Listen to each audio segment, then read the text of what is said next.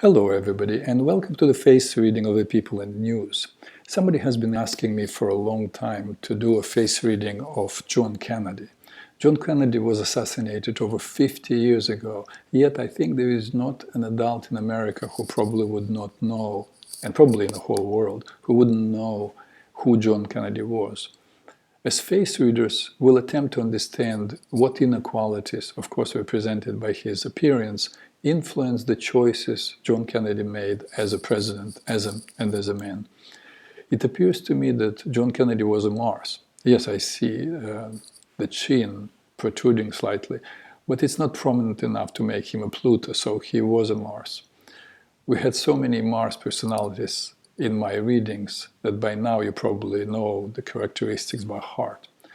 So just to remind you, John Kennedy was very much an action-oriented person, impatient, had relatively short attention span, short fuse. He was generous, spontaneous, loved to be entertained, loved to have things, and people around who do his biddings loved to have places and things that he could call his own. Keep in mind that it's all personality, persona, or a mask, the part he developed in response to his upbringing.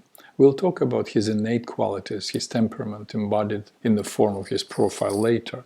But for now, let's look at how his personality evolved. You see the roundness of the chin. When he was about 8 or 9, and even later, in this other picture, in his late teens or early 20s.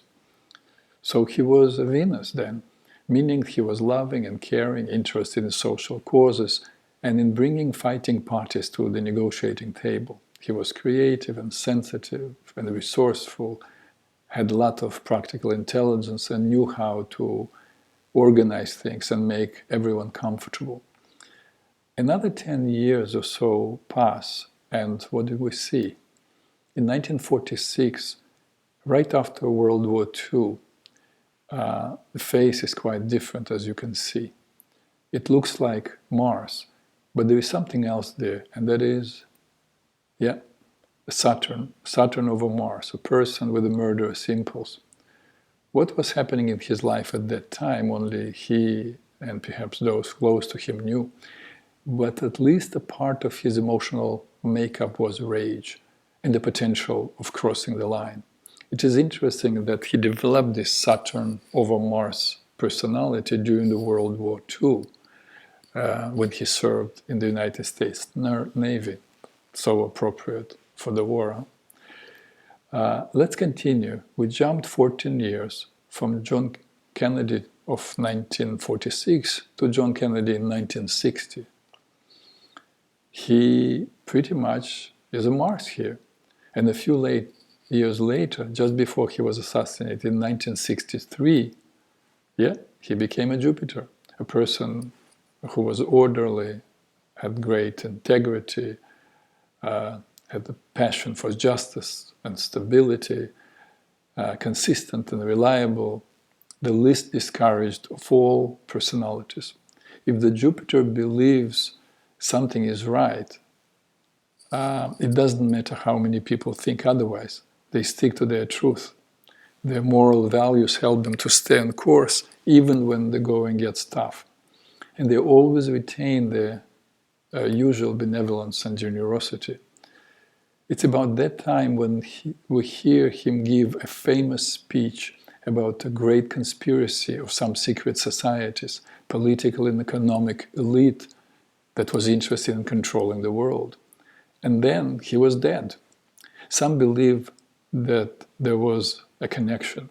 History shows that those who attempt to shake up the established order pay the price. And now let's look at some of Kennedy's features. Ears afar from the skull, independent, follows his own drum. The upper lip, blue arrow, is Venus, meaning he could speak sweet talk, could be seductive, knew how to get his way if he wanted to. Green arrow, strong, square chin, the power to push through and achieve. Now look at the two dark green arrows, deep crests, just above the bridge of the nose. They show either liver problems or lots of anger, or both.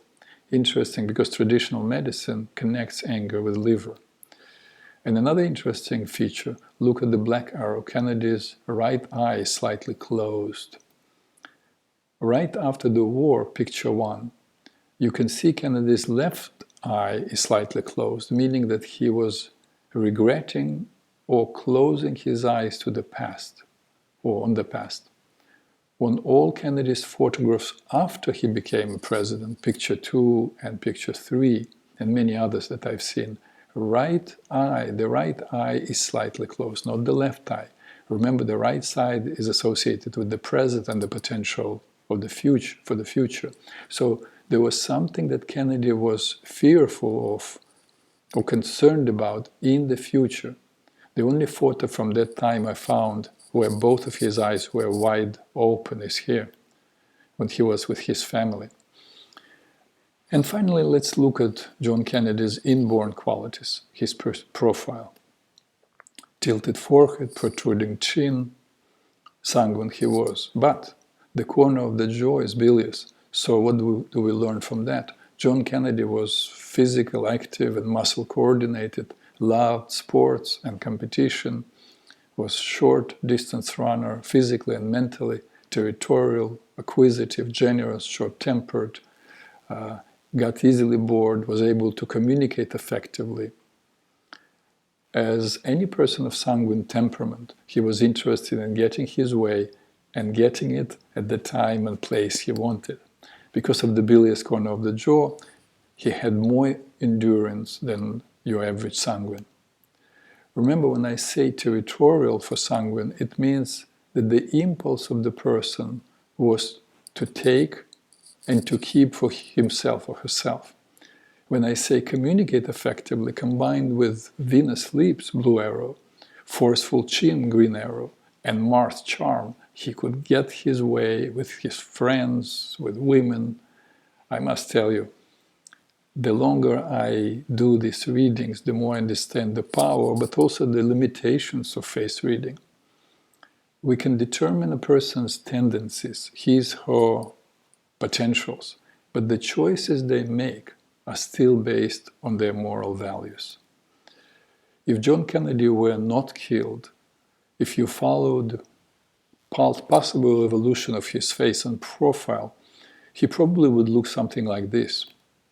Possibly even without those deep lines of bitterness that we see in his baby brother's Ted Kennedy's lips. But most of the features, I think, would be the same. Here, you can judge for yourself. With John Kennedy growing into Jupiter, becoming a benevolent visionary, seeking justice, kind and caring leader, we can only imagine what contributions he could have made to our society and to the world if only he was given a chance. But he wasn't. And that is all for the president who dared to speak his mind. Thanks for being with me today. Till next time.